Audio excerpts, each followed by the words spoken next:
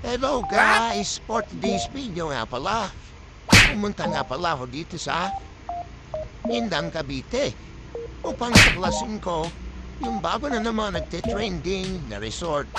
At ang sabi nga nila, bago naman daw bukas ito, kaya sinubukan ko na rin na pumunta rito. Nice! Meron nga pala sila dito malakawak na parking at hindi kayo problema sa parking dito.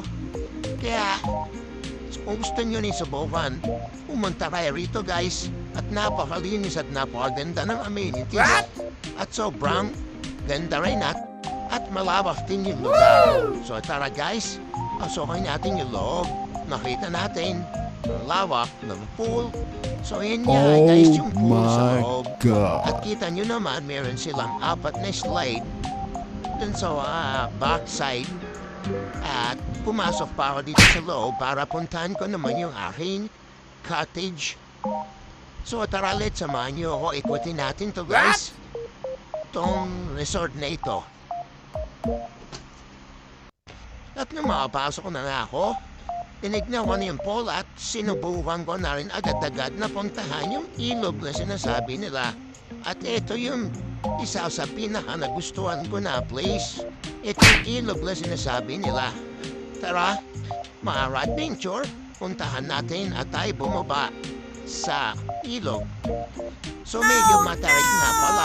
Akala ko nga noon ay mababa lang. Nung narating ko na, ay sobrang narakalula. Yun.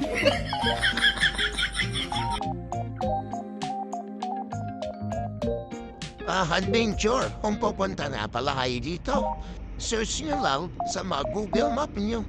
Nasa Ghana, Spring Resort. At lalabas na yun dyan sa Google Maps nyo. At mapupuntahan nyo na po yung resort na yan.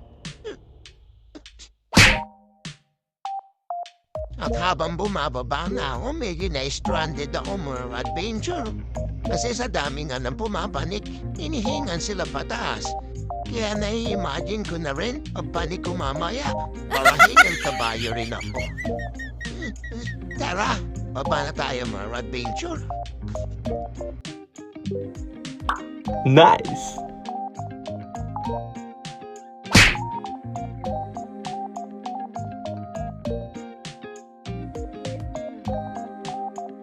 Oh my God.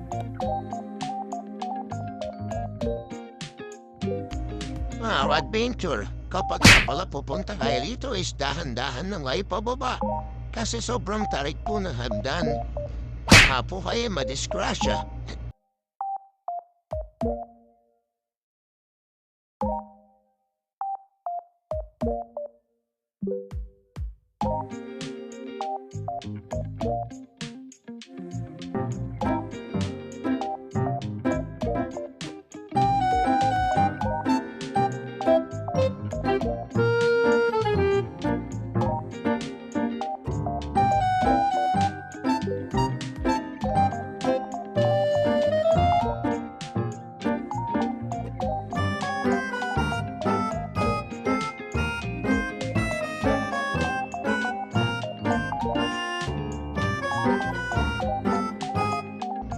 Adventure, at nasa baba na nga ako.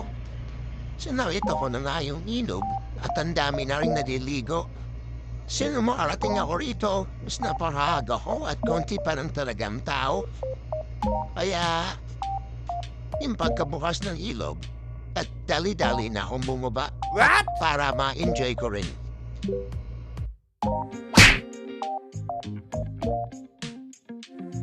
Wow.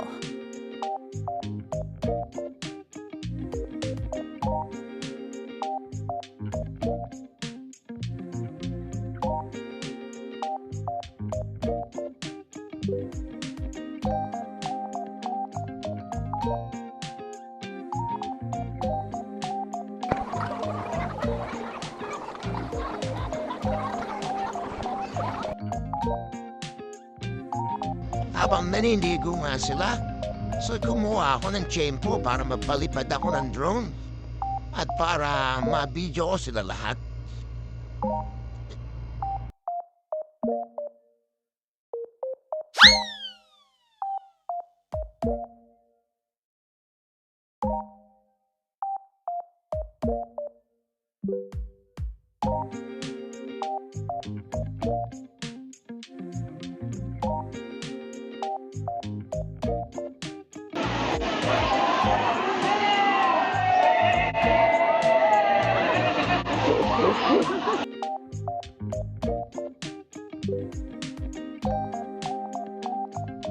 Nice.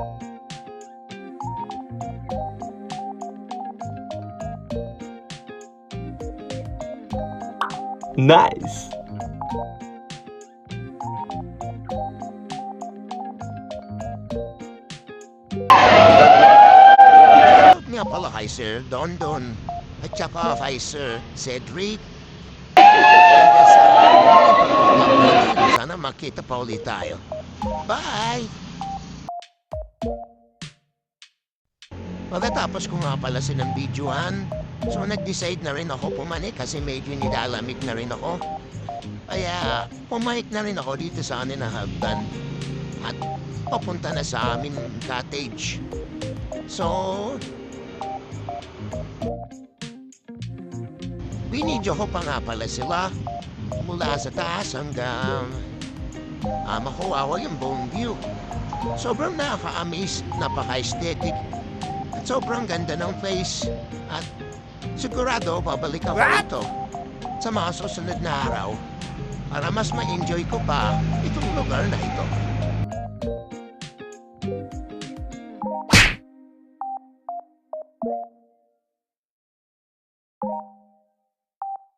What?